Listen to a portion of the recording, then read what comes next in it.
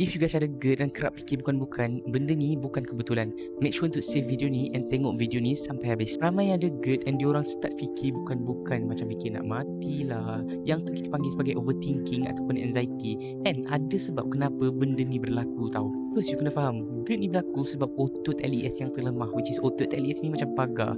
Bila dia lemah, asid perut you ni boleh naik ke tekak, boleh naik ke esophagus tau. Area tekak kita ni ada satu saraf kita panggil sebagai saraf vagus. Saraf vagus ni lah yang kontrol overthinking, anxiety you apa semua.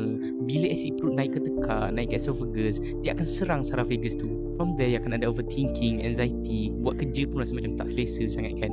Problem ni problem fizikal tau. Tapi bila jumpa klinik, doktor apa semua tu kan, dia suruh pergi jumpa psikologis sebab dia orang ingatkan mental punya problem.